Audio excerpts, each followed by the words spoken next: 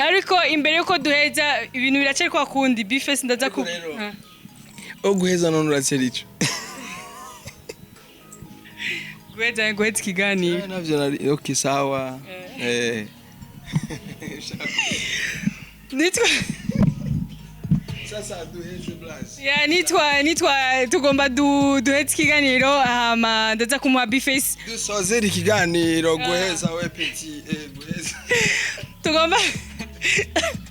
Yo, the time is now, put your eyes on TV, burning your new name, you better look for my CV. Kata kiuno mina kata vesi hizi, ay. Mbona easy wote wana oversize. Ongeza gear, I wanna challenge your rappers, Kenya's my new empire, I be crowd your king. Ay, I don't care, for better the woes, tell Kak and Christophe, Mthoni is my next screen. Flow kadi na zispiti bila graph, uyu mwaka mtakoma nitawacha mkiwa wafu.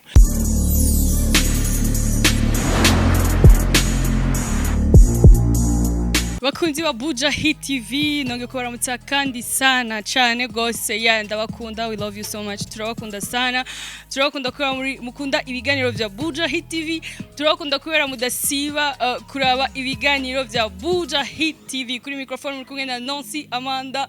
inyuma kamera hari CK Professional. Yes, ayu musi turi kumwe nari kubigira ariko nawe murabyumva ari ibindi bintu mba nashoye ya reka duhe akanya umutumire wacu aramutse abariko barakurikirana Buja Hit TV abwire hi n'abafanzi biwe. Yo, the time is now, put your eyes on TV, burning a new name, you better look for my CV. Kata kiuno mina kata vesi hizi, ay. Mbona easy wote wana oversize. Ongeza gear, I wanna challenge rappers. Yes, kuko mibona turi kumwe na Bface on the floor. Yes, Bface. Yabaramukije mwavyumvise, yabaramukije neza, je byanyoheye from ibintu nakaga nyene muravyumva. Yeah, Bface umeze gute? Ndameze neza, urameze neza. Cyane gose ndabona wifashe neza. Cyaco bintu wae vraiment. Umeze bien. Ah, turi. Turi mu Burundi. Turi he exactement? Jenzi ngubajije aho turi nyene. Ni muri Rohero. Okay. Bakunzi ba Buja Hit TV nahuye na Bface on the floor muri Rohero ahantu yariko afata akantu nanje murabona yanje yangize yage naje yaciye abikora nyene. Ni umwana mwiza.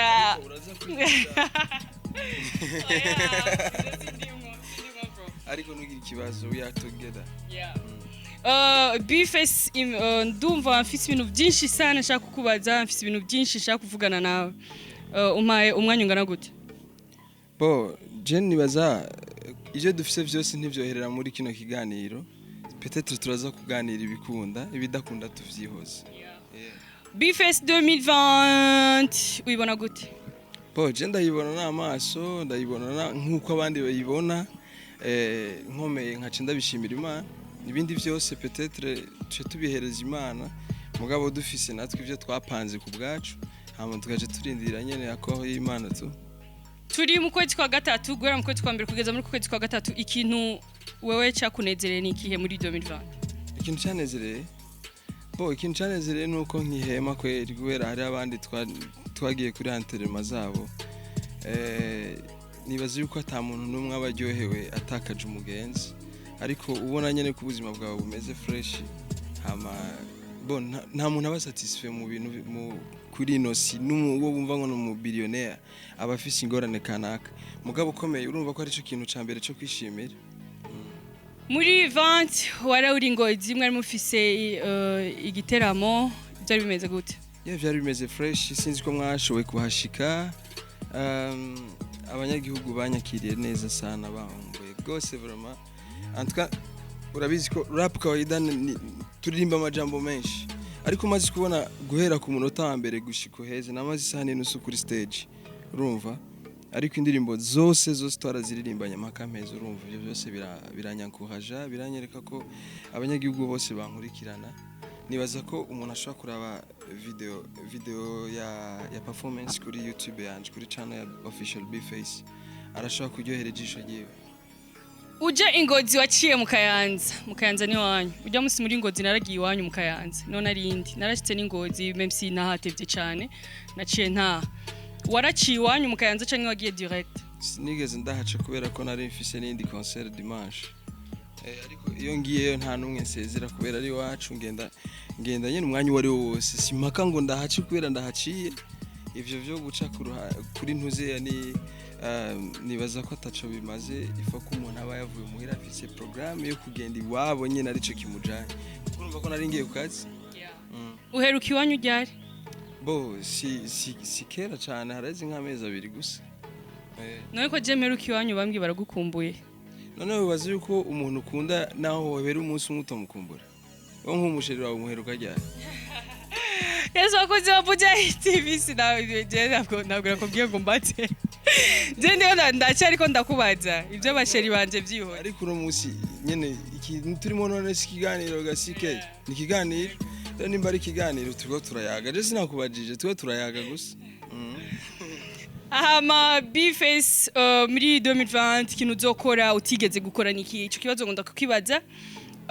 kubera iki 2019 byagenze kujya 2018 bigenda kujya 2019 byagenze kundi i 2020 urashaka kuzodukorera iki? Bo je kubisanzwe ndibaza ko urubona n'amapost yanje nta tuntu tudusaku canke kwiremereza ibintu ntashoboye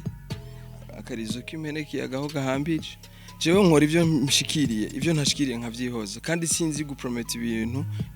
ntari siri ko nzoshikako mugabe iyo bishitse barabibona kubera ko jewe nibaza ko urabizi ni nkora nyene ku gatwe kanje nta si hahandi mvuga ati management yanje twasinyiraniye contrat yuko itegerezwa kunkorera ibi urumva bisigura yuko je nkora ivyo nshikiriye rero muri uno mwanya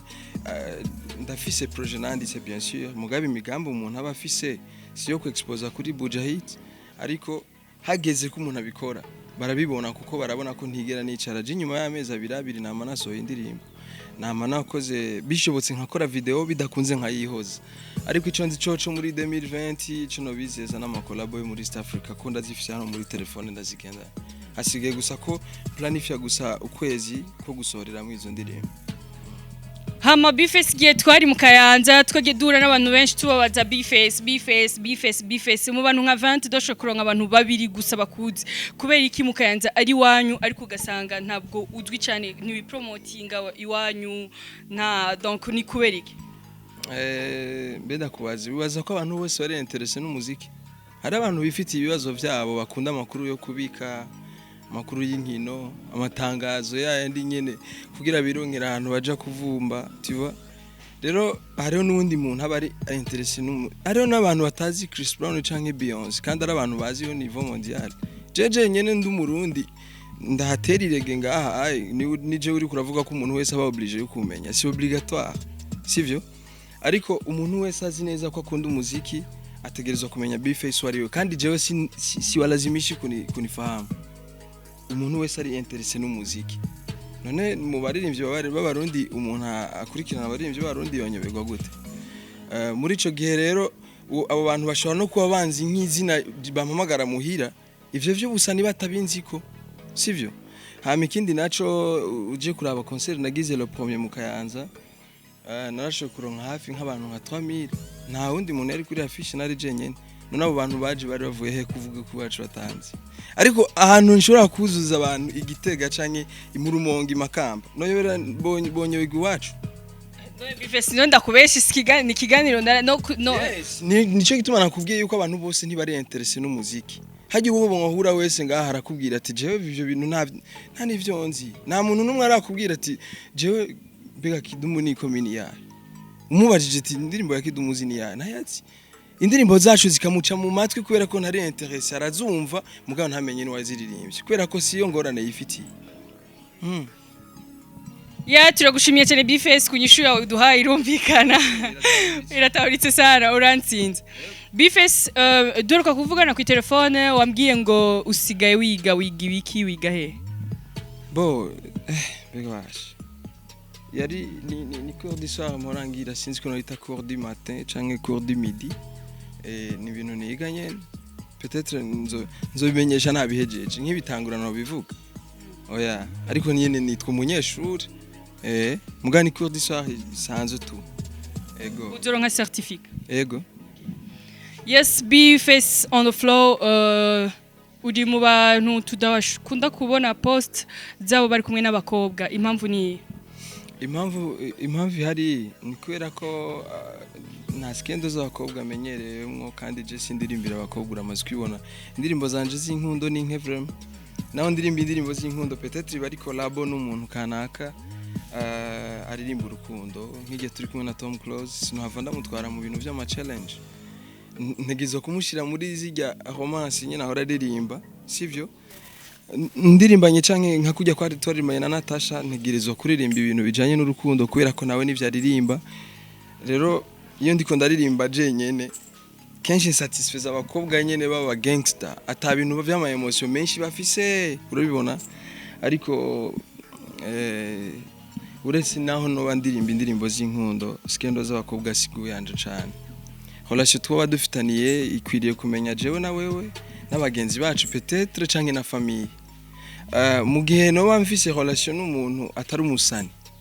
canke atari umu actrice canke atari umu comedienne canke atari n'umu journaliste umva se umustar mu majambo make cy'abantu bose banzi nk'umuririmbyi ntibanzi nk'umuntu akundana rero nta kuntu nomuzana muri carrière y'umuziki ivyo duhurije ko tuba tubizi je nawe nta mpamvu yo kugenda turiyerekana kuko example no guha rero ni imwe hajya kenshi iyo ugumu postinga ndafise ama example y'abaririmbyi benshi cyane muhora mubaza abakopine babo nakarakomeye ibi nibi agapostinga kandika ko amajoteme menshi amapowe marenze urabibona ariko bagize ikintu bapfa za poeme zirahinduka kaza kugira contraire ngo ibikobwa ari ibyana bibi usha ngo n'ubundi munsi vraiment deja bamudraza ubizi neza yuko ari abana babi mwakundanye uzi ko ari abana babi babantu bahora baza muri commentaire bandika ngo nice couple murangyohera cyane couple yanje nemera yo muri 2020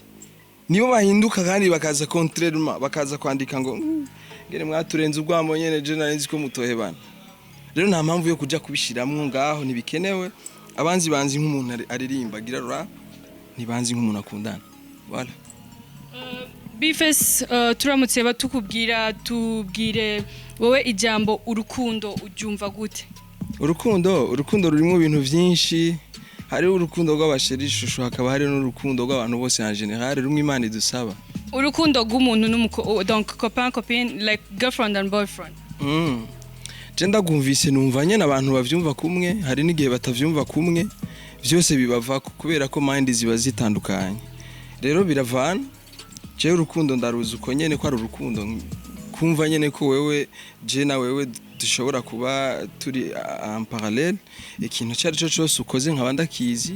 ivyo burimo byose nkaba ndabizi nk'umukunzi wawe nta kindi vraiment gisumba ico ikintu ukunda ku mukopine wawe niki ikintu nkunda ku mukopine wanje jewe ndakibwira wenyene gusa sindakibwira abafana b'umuziki wanje vraiment kimbwire je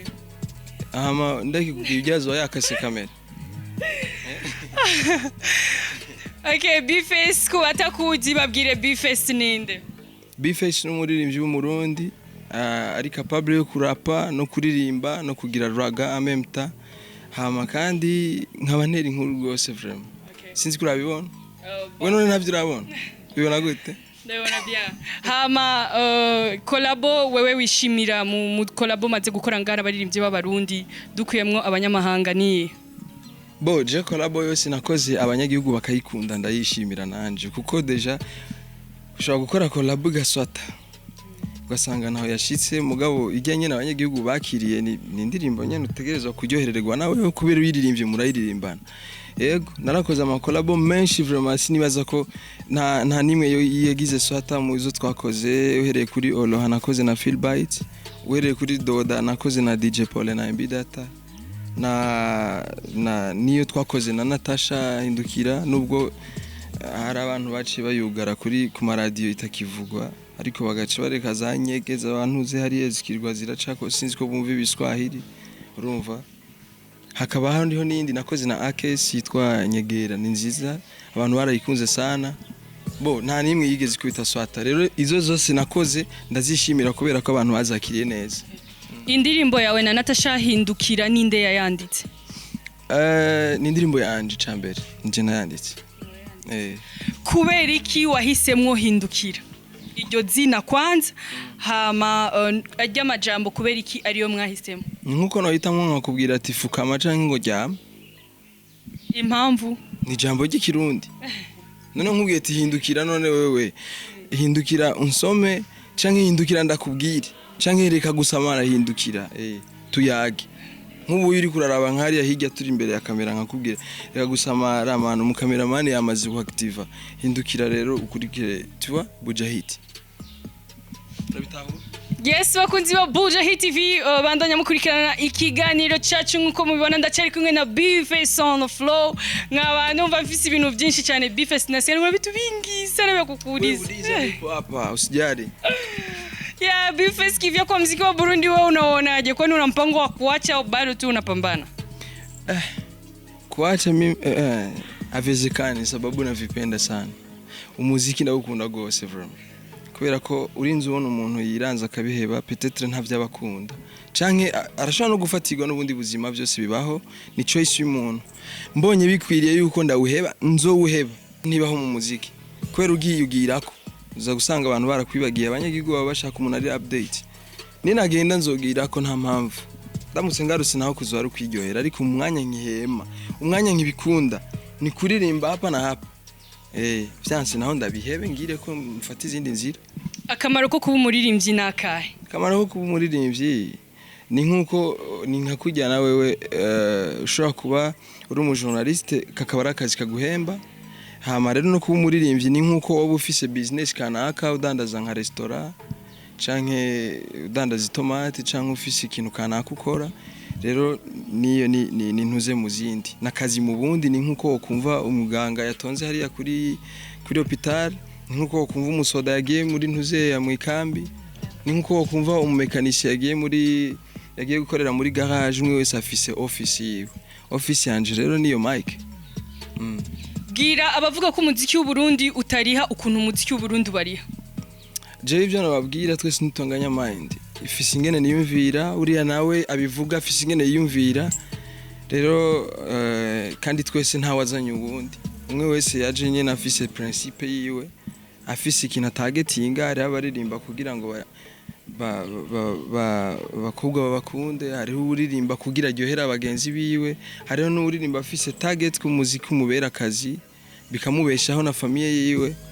Rero je nibaza yuko imbere yuko novuga ico kintu nuko nobanza kumubwira ati imbere yuko bikubera akazi nuko banza kwanza kuvyiyumvamwo ko arakazi nyene atari ibintu byo gufyina kuko ni nabo baduteza urubwo ugasanga nuwo tugiye kuhereza projet ngo dukorane acatangura kukubwira ngo ibintu by'ikivuyo umuziki n'abantu nyene batagira indero umuziki n'abantu harumoga ibintu sinzi kurabibona abantu bakuze cyane abajene baradutahura mugabo umuntu akuze abona nyene kumengo no gutakaza umwanya ariko ikibazo gihari ni kubera ta support twifitiye ni kwa kundi nyene usanga ama konti yacu ari vide cyangwa ugasanga nta n'ubufise konti urumva ku muntu asanzwe afise business yikorera muri bajye nyene bavuga ko dukora ibirofa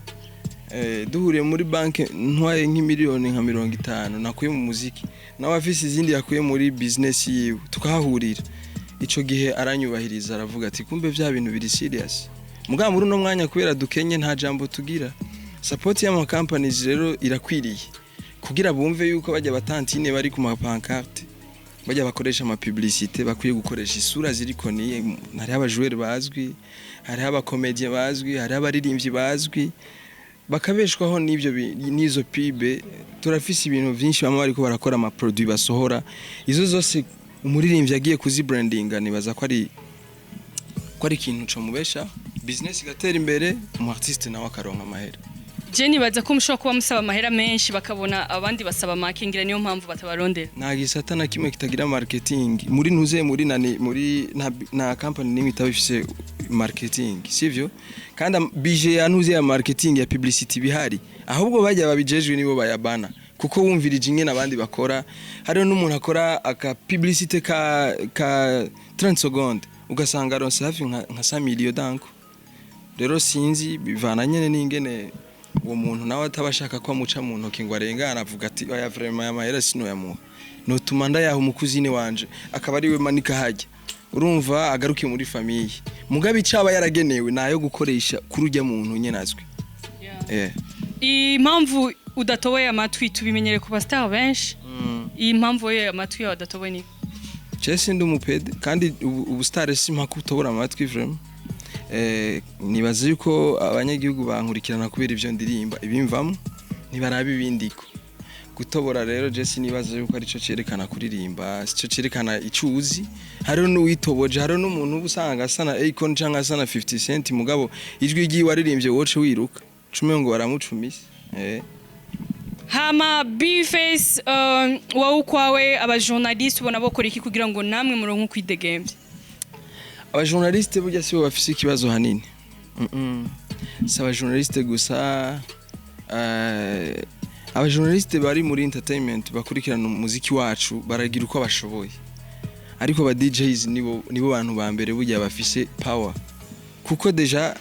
mu Burundi ahantu hambere hatemberera abantu ni mu bubare mu ma restaurant mu ma club sivyo aho hantu kandi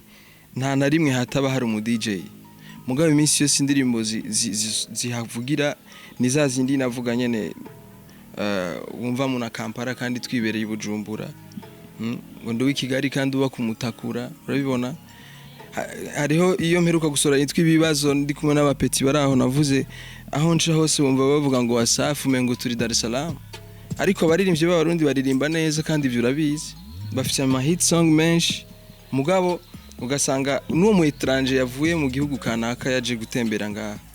azoguma yumva bimwe yumva iwabo nta kintu gishasha azokura ngaho ngo aje kuyagira abandi bisigura yuko rero abo ba DJ nibo bakwiye kuvuga ati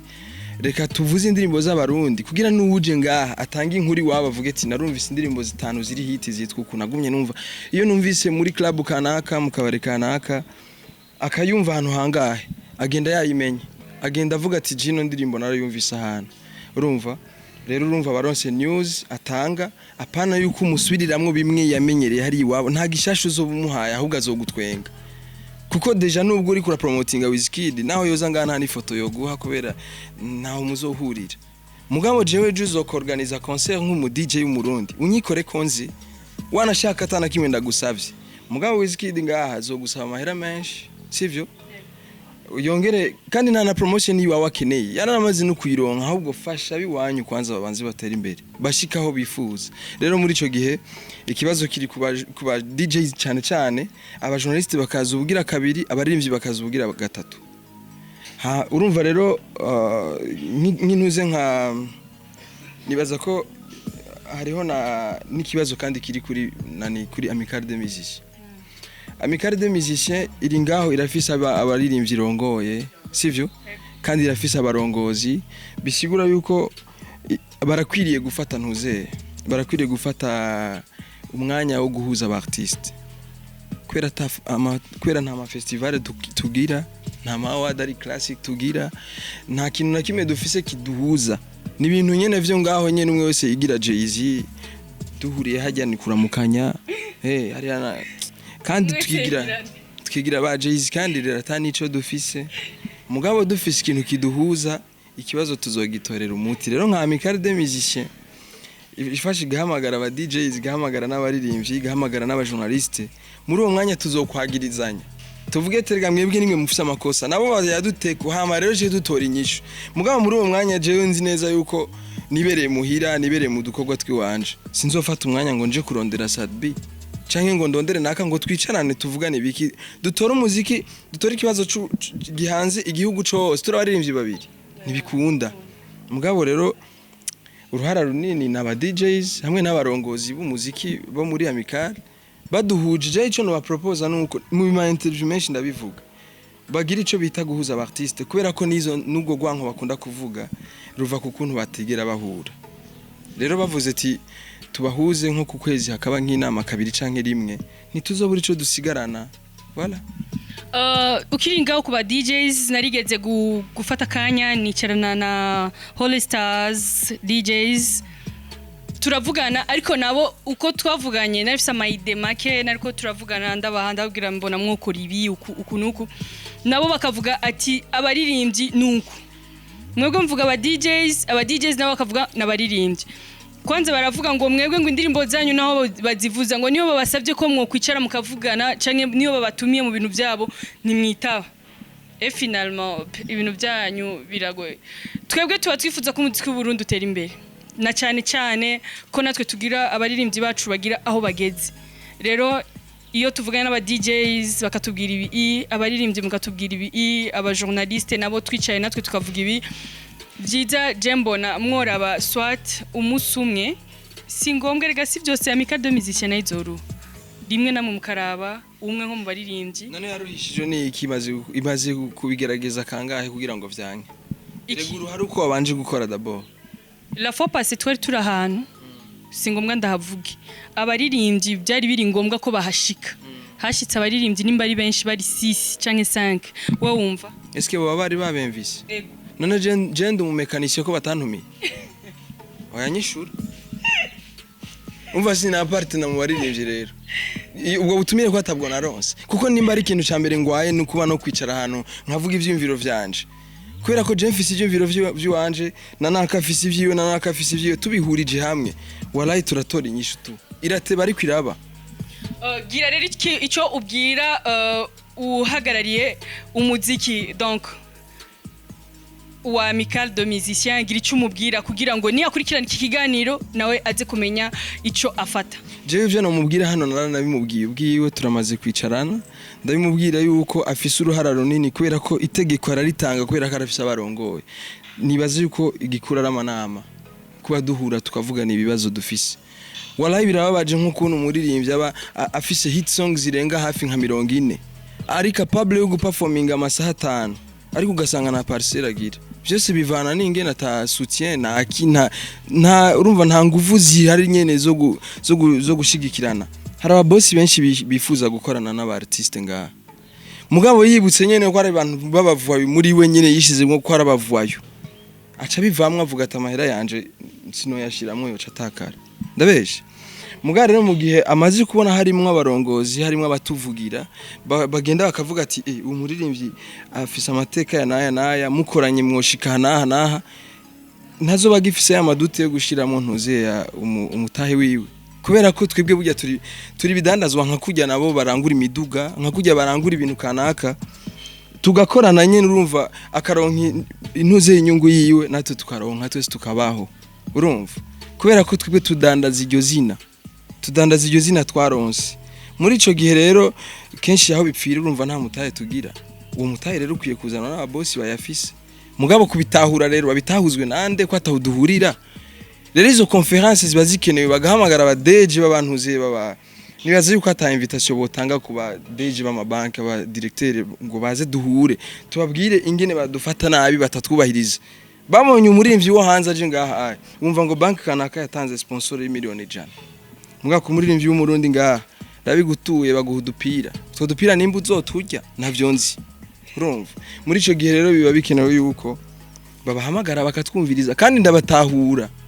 kuko bama babona bariko baririmbyi bo ngaha bajyana ku marezo sociaux bandi ku tuntu tw'ubujuju ntibakibagira yuko bakurikirana n'abantu benshi umuririmbyi rega abari mu gisata c'abantu bakomeye yuko ushobora gutanga message mu minota 2 umuntu wa mbere akomanta yes ni mu minota mike ukabona umuntu wa mbere akomansi n'umuntu wo muri Australia cyangwa ugasanga n'umuntu wo muri Uganda kubera ko ijambo giwawe rishika kure sana bisigura yuko ukwiye gukontrola ivyo uvuga imbere ya micro rero hari ibintu bapostinga nyene ukabona barakujije ibintu ngo naka ngo ntahuzana naka hari showbiz z'ubujuju kabisa urumva ni naco gituma ubona n'ivyo bategura byose biferinga ukumva ngo is the best bikarangira nyene babaye abahuze the best muhiri wabo ivyo byose biradusuzuguza kuko nuzoshiramo umutahi wazovuga abahungu ni bari seriye ndabihevye byose ndabivuyemo mugabe yaba yarabonye réussite kuri ico kintu yarabonye ati ibintu byara succeedings byarakunze nubundi acavuga ati wallahi nanje natanzwe mugabo twamatura bayenseriye gutyo mwe bavuga ngo umujyambwa bumwe agatukisha umujyango urumva mugabo umujyambwa bumwe akwiye kwitukisha bana kuzara dutukisha twese nitwa tumeze co kimwe rero umuntu arongo ya Amical de Musiciens no musabaza arahuza abaririmbyi n'abajournaliste n'aba DJs ico kibazo turagifitaniye twese kandi ico kibazo ntikizotora umwe ngo mu baririmbyi canke ngo gitora umwe mu ba DJs canke gitora umwe mu bajournaliste mugabo turi hamwe ndazi tuzokwagirizanya bizorangira twatoye inyishu bizoteba ariko bibe wowe ukwawe ubona mwoza murapanga kubonana nka kangahe mu mwaka rimwe mu kwezi apana ngo kangahe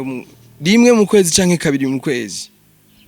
hariho umuririmbyi ugira ngo naho twaba dukenye ubona nigwa no kwigurira amazi y'igihumbi ntibikunda simpaka ngo amikare yaguhamagaye aba ari yiguhereza icunwa ubare ni bwinshi hari hano twahurira muri centre ville tukicarana tukavugana twama twidoga ngo umuziki nturenga imbibe twese ni twe bivako none ni gute abandi batwinjiramwe ariko twe ntidusohoke ivyo byose bituva kumengo hano ni mwiyarara n'indirimbo bugaye iwabo baza kuzivugiriza ku maradiyo nga ariko twe turirimbye indirimbo ngo hindukira ukazomva ngo iyi ndirimbo yikuremo sivyo mugabo kumva indirimbo bafatiye ibihano ni wabo mu gihugu iwabo igaciba na soneri muri mu mihora kanaka naho telefone nyoko wumva ngo nyege ivyo bintu ntibibaho men hari n'ikindi kintu ivyo vya soneri je nigeze kuba nicaranye n'umuntu w'umuririmbyi kandi yonga mu Burundi tuzi asanzwe ari no mu gwego wanashima go hejuru bamuhamagaye appel donc soneri yiwe havuga indirimbo y'umunyarwanda wibaza kweri ko ivyo bintu wibaza yuko ari umuririmbyi yoba yarayikliseko afise guyiwe ni kubera ko ata contrafise kandi ikindi naco wewe sivyo ya prefera yuko haje mu indirimbo y'umunyarwanda ya prefera ko haje mu indirimbo yiwe sivyo rero iyo muhora nyene wa telefonyeko niwo ucagurira ama ringtone abanyagihugu nico gituma nakubwiye usanga mu indirimbo bazibiye hari iwabo mugabo kaza wumvira kwiravuga muri ntuze yawe kandi atari wewe wayishizemo si wowe active deja honye niyo ni injustice ni violence kugushyiriramo ikintu wewe udakeneye bisigura yuko bagize no kugushyiriramo ivyo udakeneye bongere bakwimena contrat kandi uri umuririmbyi w'umurundi Wizkid naho bazohurira man ariko iyo uhamagaye iyo atandirimbo baragushiramwo hari ukuntu mengo bavuga ushaka karirimbo fyonda akanyenyeri narindi mubanza mugafyonda hama indirimbo iyo niyo muri smart none n'izindi zose niko babigira siko babigira iyo ni strategy yabo uwo telefone muri limitere canke handi hose bice bigenda gute B-Face on the flow B-Face ni hatari sana umuziki w'u Burundi kubganje je mbona nyene uri kuraduga même si atari cyane ariko uriko uraduga nkuko wavuze byinshi kandi abari uguri n'ugutwi arumva abumva bose bumvise ya B-Face dusubire inyuma gatoya ndasubira ku mukopine wawe igituma wowe ufise umukopine umwe kubera wigeze kumbwira ngo yuri en relation ziba di très sérieux iyo uri n'umukopine igituma utabushaka ko twebwe abamenya nyesha makuru ko tumumenya canke abafansi babamumenya cyambere niki nicuko atabari umusani ari umusani urumva uwo mwerekana yego none abandi bo ntibaba bamuzi none uwo niba dufitanye iyo horasha atari umusani atari umustar none amenyekana kubera araririmba none akina film adari muri iyo kategori none yomenyekana kugira ngo ashike kuki non juste tumumenye tuhuye mumenya bazomumenya hageze bikenewe ko bamumenye kuko sinogira mariage yo mu kinyegero biramutse bibaye bo mubona mugabo muri no mwanya simpaka ngo nce expose ngo naka ngo ibi nibi akuna urukundo rwa vrai sugo ku expose hajya canke go kuririmba baradufrapa bajya bose bumva baririmba urumva ariko ugasanga nyene mu mibereho yabo nta ngo bakunda uramutse ukundana n'umukobwa w'umuririmbyi wakundana nande jewe w'umurundi kazi w'umunyamerika shaho vyongora kweri kubera bose bafise abagabo bo muri ico gihe biramutse bibaye no vyovana kweri nico namukundiye ariko muri uno mwanya nta numwe mbona kwera ari guyanje kabisa